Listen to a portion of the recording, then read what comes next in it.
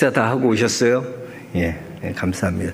날씨도 추워졌는데 다들 환절기에 건강 조심하시고 강건하시길 축복합니다. 오늘도 성도는 예배 드리면 힘이 나고 말씀을 들으면 힘이 나고 먹는 게 다른 거예요. 뭐 좋은 거 먹어야지 힘이 나는 게 아니라 우리 하나님의 말씀을 들을 때 하나님의 뜻이 깨달아질 때 놀라운 힘과 능력이 생기는 줄 믿습니다. 여러분 안에도 그런 은혜가 있길 축복합니다. 이제 오늘부터 지난 시간까지는 사도행전 다 끝나고 이제 로마서로 들어갈 텐데요. 이 로마서 강의에 앞서서 이 로마서를 우리가 어떻게 읽어야 될 것인가, 어떻게 이 말씀을 보아야 될 것인가에 대해서 이 시간 좀 얘기를 하고, 또 이 말씀의 이 로마서에서 가장 중요한 그런 중심 주제어에 대해서 좀 생각해 보면서 좀 이런 이 시간을 좀 그런 시간을 좀 가졌으면 좋겠어요. 어떻게 읽느냐가 관점이 중요하잖아요.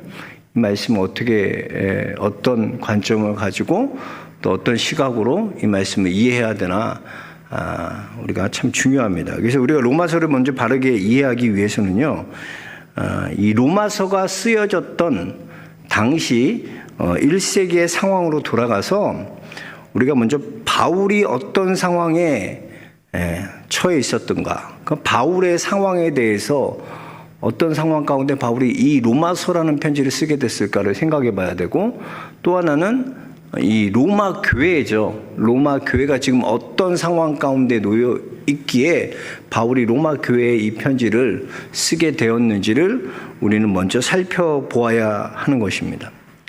왜 바울이 이 로마서를 기록했을까요? 우리는 이 로마서의 분명한 그런 목적과 동기를 분명히 알아야 됩니다. 그래서 오늘 그 말씀을 중심으로 좀 이 로마서 들어가기 전에 우리가 좀 이런 것들을 좀 생각해보고 어떻게 로마서를 우리가 앞으로 공부하고 또 어떻게 배워야 될지를 좀 생각해 보겠습니다. 이 로마는요, 우리가 잘 알듯이 군사적, 경제적, 사회적, 문화적으로 당시에 세계의 중심지가 바로 로마였습니다. 그러니까 주전 1세기 말년부터 이 상당수의 유대인들이 로마의 시민권을 획득하고 그 로마에서 살고 자리 잡고 살고 있었다는 것이죠. 근데 어떻게 그들이 로마에 살게 되었을까? 아마도 이들은 기원전 63년 로마의 폼페이 장군에 의해서 전쟁의 포로로 그들이 로마로 끌려가서 유대인들이 석방된 후에도 계속 로마에 머물면서 이제 로마 유대인 사회의 강력한 그런 구성원이 되었던 것으로 여겨집니다. 바울 당시 로마의 유대인은요, 이 유대인 사회라는 것은 아주 다양한 그런 복잡한 그런 모습을 띠고 있었습니다. 왜냐하면 이 팔레스틴에서 최근 이주해서 회당을 이룬 히브리 인들의 회당도 있었고요. 또 헬라말에 쓰는 헬라파 유대인들의 회당도 있었어요. 또 고린도나 아시아 각 지역에서 이주해 와서 지역마다 나름대로 회당을 이루고 또 다양한 이렇게 회당을 만들어가는 그런 다양한 공동체의 모습을 띠고 있었다는 거죠. 자, 이렇게 다양한 유대 공동체가 로마에 공존하게 될 때 그러다 보니까 문제가 발생하게 되었다. 교회에 적지 않은 문제들이 생겨났다는 것입니다. 한번 우리 사도행전으로 가서 18장 성경 보면 그 바로 앞에 있어요. 18장 1절 2절 어떤 일이 있었는가 보면 같이 읽어볼까요? 그 후에 바울이 아덴을 떠나 고린도에 이르러 아굴라라 하는 본도에서 난 유대인 한 사람을 만나니 글라우디오가 모든 유대인을 명하여 로마에서 떠나라 한 고로 그가 그의 아내 브리스길라와 함께 이달리아로부터 새로운지라 바울이 그들에게 가매 그랬어요. 자, 이게 여기서 우리 세 사람의 이름이 등장하죠. 아굴라 부부, 브리스길라와 아굴라라는 사람이 등장하고 또 글라디우스라는 황제가 등장합니다. 자, 이들이 로마에서 쫓겨나서 고린도까지 오게 되었다. 이 브리스길라와 아굴라가 이 고린도까지 오게 되었다 그랬어요. 보면 왜 유대인들이 이 글라디우스가 이 황제가 왜 너희들 본국으로 돌아가라 라고 유다의 그리스도인들에게 이렇게 칙령을 내렸던 것일까요? 예, 그것은 이렇게 추방 명령을 내렸던 것은요, 예루살렘에서 복음을 받고 기독교로 개종한 여러 로마로부터 돌아온 유대인들이요, 바로 들어왔을 때는 유대인들이 예루살렘부터 복음을 듣고 그 사도행전 2장에 보면 나오잖아요. 그 성령이 강림할 때 그들이 로마에서 온 사람들이 있었어요. 기억나세요? 있었어요. 그냥 있었다 그래. 로마에서 온 사람들이 방언받을 성령이 와서 각자 나라로 방언할 때 그 로마에서 온 사람들도 거기 있었거든요. 그러니까 그들이 성령을 체험하고 하나님 만나고 이제 가서 그 로마로 간 거예요. 근데 그 예수 그리스도의 놀라운 도를 듣고 예수 그리스도를 이제 복음을 들었는데 가서 보니까 어떻습니까? 교회가 아직 세워지지 않았으니까 대신 뭐가 있어요? 회당은 다 갖고 있잖아요. 네? 그러니까 회당에서 그들이 자체적으로 회당에서 그들이 속한 그 예전에 유대인 회당에서 이제 그들이 이제 규칙적으로 예배를 드리기 시작합니다. 이렇게 예배를 드리는 거죠. 그리고 그들에게 복음을 그 회당에 전파했어요. 그 당시 예배가 어떤 식이었냐면 이런 거예요. 구약의 성경을 읽어줘요. 당시 신약이 없으니까요. 구약의 하나님의 말씀을 읽어주면 그 말씀에 대해서 이제 깨닫는 사람, 알고 있는 사람이 나와서 앞에 나와서 그 말씀은 이런 뜻이고 이런 것이다. 그러니까 지금 생각하는 그런 예배가 아니라 그런 것이었어요. 근데 그들은 어때요? 새로운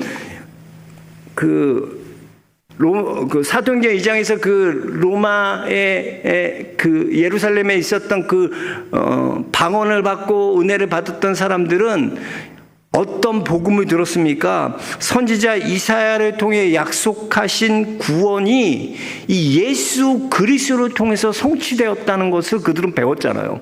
들었잖아요. 알게 되었잖아요. 그래서 와서 그것을 막 전하는 거예요. 그런데 로마에 있는 유대인들이 이렇게 새롭게 등장한 이 기독교의 가르침을 쉽게 받아들일 수 있었을까요? 예, 쉽게 못 받아들이네요. 그런데 이방인들은 또 이 그리스도의 도를 전하는 거, 이 복음을 긍정적으로 받아들이는 거예요. 즉 이방인 유대 교회도들이요, 유대 그리스도인들의 전도를 받아들이자 새로운 공동체가 생겨나게 되었고, 유대인 회당은 기존의 신도들을 많이 잃게 되어서 유대인과 유대인 그리스도인 사이에는 아주 큰 갈등이 일어나게 되었다는 거예요. 그리고 이 갈등으로 인해서 어떻게 되냐? 교회가 분쟁이 일어나고 끊임없이 폭동이 일으키고 싸우고 교회가 그런 분쟁이 일어났다는 거, 크게요. 이렇게 유대인이 이런 분쟁이 일어나니까 당시의 황제인 이 글라디우스 황제가 이런 폭동과 분쟁으로 인한 정치적 불안함을 느꼈잖아요. 그래서 안 되겠다, 니네들 때문에 니네들 다 가, 왜 남의 나라 와갖고 말이야. 그래서 다 유대 그리스도인들이 다 로마에서 추방하게 되는 거예요. 그래서 그때 떴던 사람이 사도행전 18장에 나오는 브리스길라 아굴라, 나중에 천막 치는 사람들이죠. 이 사람이 나중에 이 바울을 만나게 되는 거죠. 또 와서. 그래서 이렇게 다 추방당한 사람들이 다 추방당하니까 거기에는 어떤 사람들만 만나? 이제 헬라파 유대 그리스도인들만 남게 되는 거예요. 그래서 그들이 다시 교회를 재설립하게 돼요. 그러니까 이제 정통 유대 그리스도인들이 다 떠나간 자리에 이방 헬라파 유대인들이 다 주도권을 잡게 돼요. 제 교회가 다시 그렇게 만들어지게 되었다는. 그리고 이 글라디우스가 죽자 이제 로마로 돌아온 유대 그리스도인이 이제 보니까 다시 이제 로마로 다시 돌아와 보니까 어떻습니까? 교회의 주도권이 이미 다 그런 헬라파 유대인들이 다 잡게 되어 있는 거예요. 그러니까 점점점 대립이 점점점 커질 수밖에 없었잖아요. 예? 그래서 점점점 서로도 대립하게 되고 갈등하게 되었어요. 이렇게 하나 되지 못하는 교회를 보면서 바울은 유대인과 이방 출신의 그리스도인들이 서로 화해하고 하나님의 공교회로서 교회가 하나를 이루는 데 목적이 있는 거예요. 그래서 공교회를 위해서 교회가 하나 될 수 있게 하기 위해서 이 로마서를 그래서 헬라파 유대인들과 이 유대 그리스도인들 가운데 하나 될 수 있도록 하기 위해서 이 로마서를 기록하게 되었다는 거예요. 그게 한 가지 이제 보면 당시 역사적으로 보면 로마 교회를 그런 상황에 맞게 이 복음이 쓰여졌다, 이 로마서가 쓰여졌다라는 것이고요. 또 하나는 뭐냐면 이 바울이 로마서를 기록할 이 당시에 그는 복음의 사도로서 자신의 생애에 있어서 아주 중요한 그런 결정을 내려야 할 전환점에 있었다는 거예요. 우리가 잘 알듯이 이 사도행전 쭉 통해서 사도 바울이 1차, 2차, 3차 전도 여행을 했던 거 여러분 다 아시잖아요. 전도 여행은 다 끝났어요. 그래서 바울은 이거 어떻게 얘기하고 있냐면 우선 로마서 15장으로 가봅시다. 로마서 15장 손가락 이렇게 하고 로마서 15장 가보면 자 19절부터 좀 읽어볼까. 19절부터 시작. 표적과 기사와 능력으로 성령의 능력으로 이루어졌으며 그리하여 내가 예루살렘으로부터 두루 행하여 일루리곤까지 그리스도의 복음을 편만하게 전하였노라. 자, 이제 여기 계속 보세요. 보면 사도 바울이 이제 자기가 어떻게 복음을 전해 1차, 2차, 3차 전도 여행을 통해서 사도 바울은 이 지중해 동북부 지중해 모든 선교를 다 완료하였어요. 그들에게 바울은 도시 선교였거든요. 그 도시들 각 도시마다 회당에 들어가서 설교했잖아요. 바울은 다 보면 바울의 특징이 뭐냐면 바울은 가는 곳마다 도시 중심, 회당 중심의 설교를 했어요. 가는 곳마다 회당이 있었으니까 회당에서 설교했다고. 그러니까 바울이 동북부에 있는 지중해 지역의 선교를 완전 다 마쳤기 때문에 이제 바울의 생각은 로마를 거쳐서 당시 이제 땅끝이라고 할 수 있는 서바나로 그러니까 지금의 스페인으로 그게 이제 그 당시 사람들은 그것이 땅끝이라고 생각했어요. 그래서 바울은 로마가 목적이 아니었어요. 로마로 왜 가야 되나? 로마가 선교 기지가 돼서 로마의 길로 통해서 서바나까지 가는 게 땅끝까지 가는 게 사도 바울의 그런 생각을 갖고 있었다는 거죠. 한번 좀 계속 볼까요? 자, 보면 자, 22절부터 쭉 볼게요. 22절부터 계속 쭉 읽어보시죠. 시작. 그러므로 또한 내가 너희에게 가려 하던 것이 여러 번 막혔더니 이제는 이 지방에 일할 곳이 없고 또 여러 해 전부터 언제든지 서바나로 갈 때에 너희에게 가기를 바라고 있었으니 자 보세요. 서바나가 목적이에요. 서바나가 왜냐하면 땅끝이거든 당시에. 그 스페인이 땅끝이에요. 그래서 로마를 통해서 바울은 거기로 가기로 했어요. 계속 이는 지나가는 길에 너희를 보고 먼저 너희와 사귐으로 얼마간 기쁨을 가진 후에 너희가 그리로 보내주기를 바람이라. 자, 너희가 나를 그리로 보내주기를 바람이라는 건 뭐냐면 너희가 그런 선교적인 나라를 재정을 후원해가지고 내가 서바나에서 사역할 수 있도록 그런 기초를 좀 마련해 주기를 원했다는 것입니다. 자, 25절부터 계속 그러나 시작. 그러나 이제는 내가 성도를 섬기는 일로 예루살렘에 가노니 이는 마게도냐와 아가야 사람들이 예루살렘 성도 중 가난한 자들을 위하여 기쁘게 얼마를 연보하였습니다. 저희가 기뻐서 하였거니와 또한 너희는 그들에게 빚진 자니 만일 이방인들이 그들의 영적인 것을 나눠 가졌으면 육적인 것으로 그들을 섬기는 것이 마땅하니라. 그러므로 내가 이 일을 마치고 이 열매를 그들에게 확증한 후에 너희에게 들렸다가 서바나로 또 가리라. 내가 너희에게 나아갈 때 그리스도의 충만한 복을 가지고 갈 줄로 아노라. 자, 보세요. 이게 무슨 얘기냐면 사도행전에 보면 10장에는 바울이 이제 예루살렘 교회가 가난한 자들, 어려운 자들의 구제를 위해서 거기는 부제라고 나오죠. 구제를 위해서 부고를 이제 돈을 헌금을 모아서 마게도냐 아가야에 있는 교회들이 헌금을 해서 이 예루살렘 교회 가서 전달해 주는 거예요. 그거 누가 하냐? 사도 바울과 거기에 지도자들 몇 명이 가서 지도자들이 같이 가서 해주는 거예요. 근데 왜 이게 필요했냐면요. 지금 이 말이 뭐냐면 이 당시에 이 유대 그리스도인들이 가지고 있었던 생각은 이 이방인들에 대한 복음을 인정하지 않았어요. 공식적으로 인정하지 않았어요. 예루살렘 공회가 있기 전이기 때문에 공식적으로 그들을 인정하지 않았어요. 그러니까 그들이 공식적으로 합법적으로 그 그리스도인이 된 것에 대해서 아직 선포되지 않은, 인정받지 못한 상태였다는 거예요.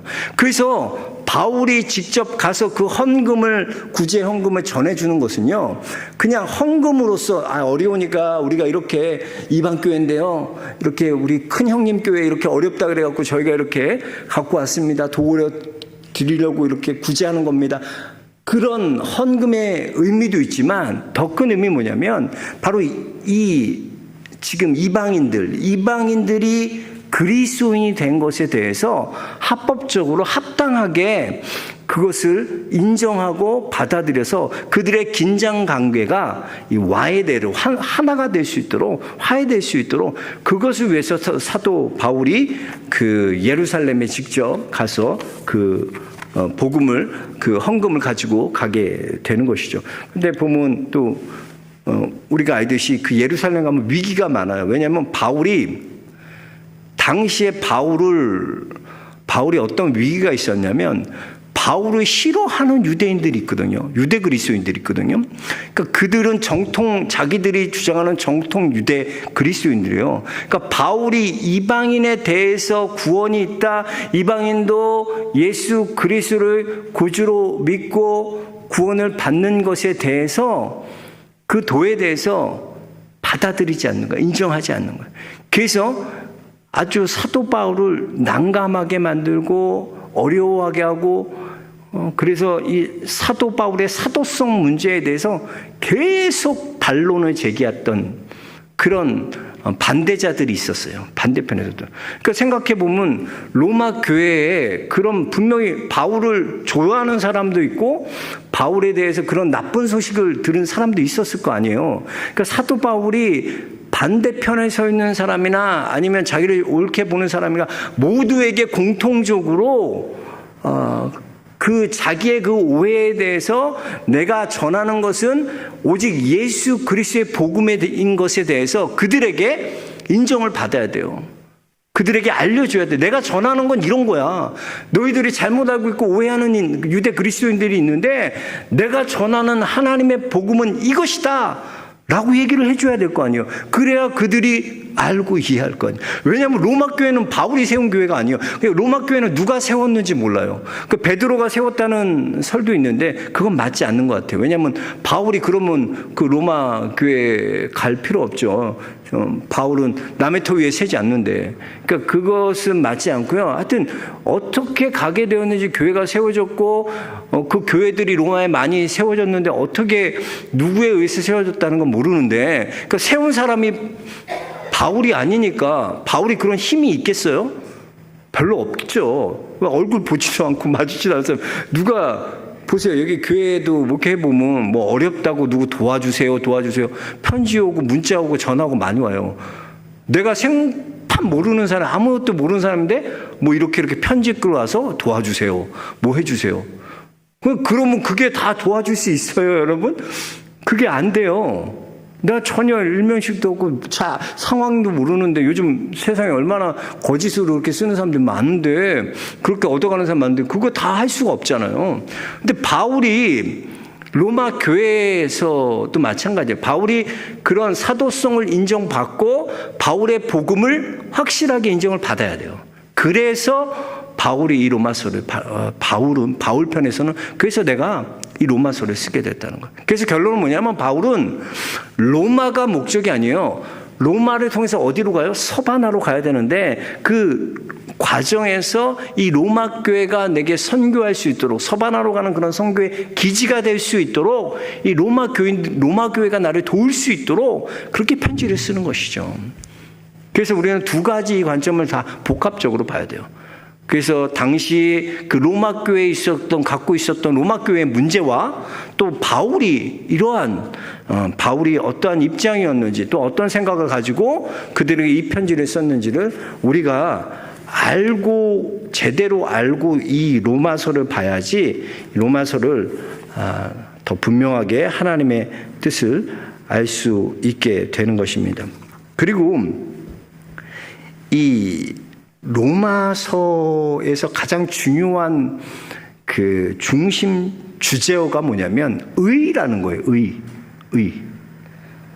그러니까 우리가 의라고 여러분 생각하는 것은 우리는 보통 어떤 의예요? 우리가 의라고 생각하면 대부분 우리가 말하는 의는 공정, 공평 그걸 의라고 생각해요. 대부분의 사람들. 그래서 정의는 무엇인가? 뭐가 정의인가? 얘기할 때 그런 공정과 공평한 삶, 그게 정의라고 생각해요. 그럼 성경에서 말하는 의라는 건 뭘까요? 로마서에서 굉장히 여기서 중요한 로마서의 그 신학이 나오는데 이신칭이라는 의롭다 하셨다. 이신, 의롭다고 칭하여 주셨다. 이 의에 대해서 이 로마서는 의와 연결된 단어들이요. 무려 63번이나 이 의에 대해서 이 로마서에서 나오고 있어요. 그러니까 모든 서신서를 다 합친 것보다도 더 많이 의라는 말이 이 로마서에 등장한다는 것입니다. 그래서 여기서 로마서의 이 중심 주제가 되는 이 이신칭에 대해서 우리가 조금 더 깊이 생각해 봐야 돼요.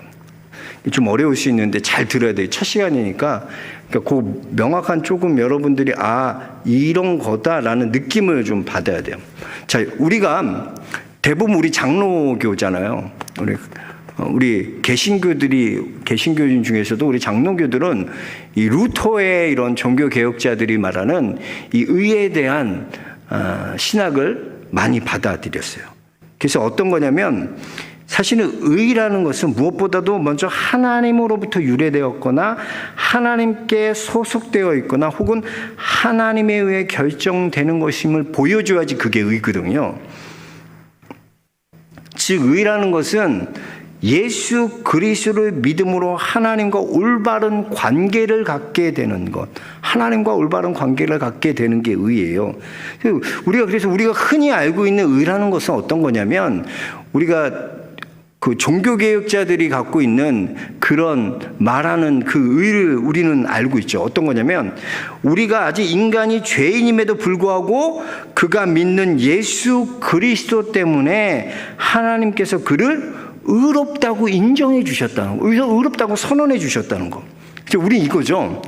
즉 예수 그리스도 안에서 성취하신 이 의를 예수 믿는 자들에게 선물로 주시는 그 의를 우리는 알고 있어요. 대부분 우리가 다 이 의를 알고 있잖아요.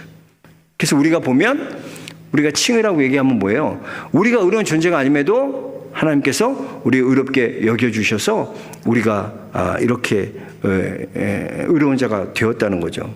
그래서 이 마틴 루터의 영향으로 이 개신교가 이 믿음으로 말미암아 여기서도 아까 우리 17절에 의인은 믿음으로 말미암아 살리라.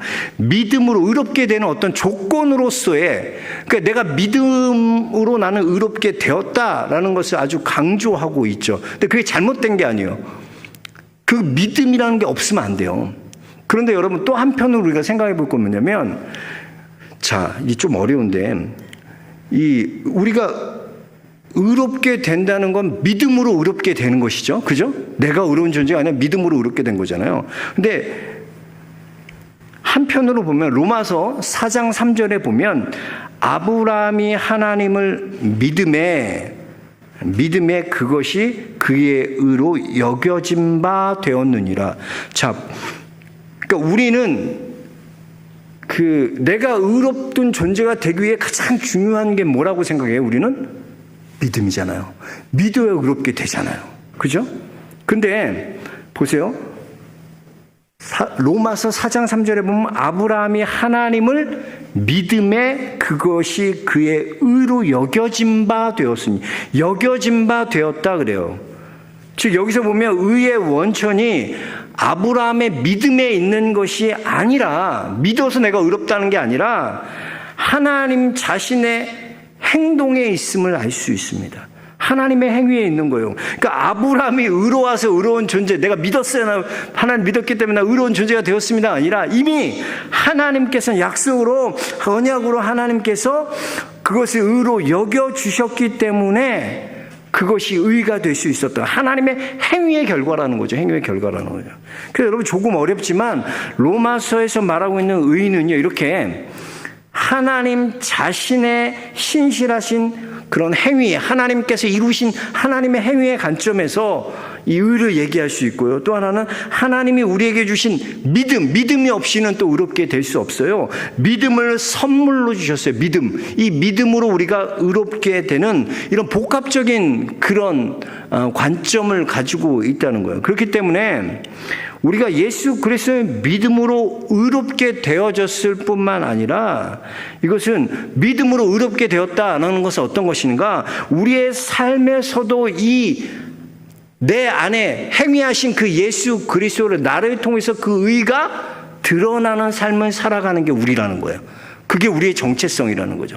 그래서 보면 이 로마서의 결론 부분에 보면요, 바울이 아주 중요한 이야기를 하는데 우리 15장 7절 한번 같이 다시 읽어보겠습니다. 15장 7절 같이 읽어보겠습니다. 시작. 그러므로 그리스도께서 우리를 받아 하나님께 영광을 돌리심과 같이 너희도 서로 받으라. 이게 왜 중요하냐면 아주 중요한 말인데, 당시 유대 그리스도인들과 생각했던 그들이 생각하는 의와 그들이 생각하는 예수 그리스도, 그들이 복음이라고 받아들여야 될 것과 헬라인들이 말하는 그 복음은 똑같은 복음이에요. 근데 그 복음은 뭐예요? 서로 받아들이지 못하고 서로 알지 못하고 서로 그 예수 그리스도를 믿는다고 하면서 이 교회 안에서도 이런 분쟁들과 이런 싸움들이 일어나고 있다는 거예요. 그래서 그리스도께서 우리를 받았다는 것은 뭐냐면 하나님께서 그리스도 안에서 이루신 의를 말하는 거예요. 그리고 이것을 너희도 서로 받으라는 것은 이 의를 너희의 삶에, 서로의 삶을 통해서 그 의를 너희가 드러나야 한다. 그래야지 그게 완전한 의라는 거죠.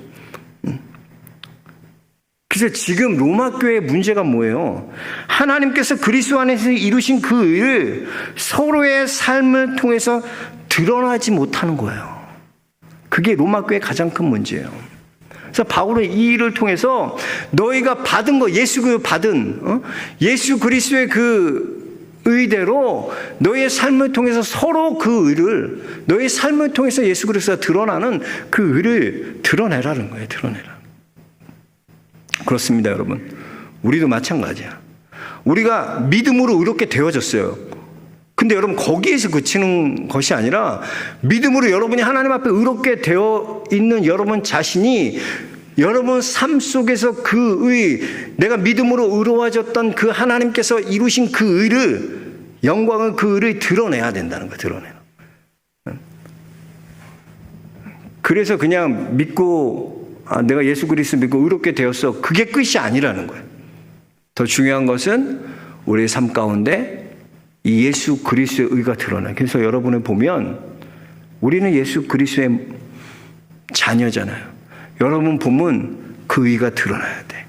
여러분 삶의 현장에서, 여러분 직장에서, 가정에서, 여러분 있는 그곳에서 그 하나님의 의가 드러나야 되는 거예요. 그게 사도 바울이 얘기하고 있는 의라는 거죠. 좀 어렵죠? 원래 좀 이 처음 시간이라서 이게 좀 뻑뻑해서 제가 또 말씀이 아니라 이런 관점에 대해서 얘기하는 거기 때문에 조금 어려울 수 있어요. 근데 다음 시간부터는 진짜 쉽게 다음 시간부터 이 로마서 깨기 완전 박살내도록 아주 로마서가 중요해요. 이 로마서 신학이 여러분들 이 로마서 얼마큼 중요하냐면 이 로마서를 읽고 종교개혁이 이 루터가 뒤집어졌고요. 이 로마서를 읽고 존 버년이 철로 역정을 썼고요. 이 로마서를 읽고 놀라운 믿음의 존 웨슬리가 변하고 변화된 책이 이 로마서예요. 그러니까 이 로마서가 사람을 변화시켜요. 왜? 정확한 하나님의 말씀이 어떤 좌로나 우로나 이 유대인들에게나 헬라인에게나 치우치는 것이 아니라 그들 모두에게 해당하는 그 하나님의 복음, 그게 들어있기 때문이에요. 그래서 다음 시간부터는 이렇게 안 해요. 그러니까 또 목사님 계속 이런 식으로 나가는지 않아. 그런 건 염려하지 마. 다음 시간부터는 말씀으로 어떻게 하나하나 우리가 보면서 좀 자세하게, 제가 보니까 이렇게 로마서를 좀 자세하게 봐야 될 것 같아요. 좀 시간이 걸리더라도 저는 그냥 크게 이렇게 단락을 나눠갖고 보려고 그랬더니 보니까 그렇게 하면 안 되겠다. 하나하나에 굉장한 이런 하나님의 뜻이 있는데 그거를 그냥 이렇게 넘어가면 안 될 것 같아갖고 조금 더 내가 집중적으로 자세하게 다음 시간부터는 하나님 복음을 천천히 자세히 다루려고 합니다. 그래서 여러분 삶에서도 이 하나님의 의가 드러나고 여러분을 통해서 하나님이 이루신 그 일이 드러나고 구원하신 그 일이 드러나고 여러분 직장에서도 여러분 삶에서도 여러분 어떤 삶의 모습에도 그 예수 그리스도의 의가 나타나서 서로 여러분의 삶을 통하여 그 의가 드러나는 귀한 믿음의 그런 어려운 길을 걸어가시는 우리 영락의 모든 성도님들 되시길 주 이름 축복합니다. 기도하겠습니다. 하나님.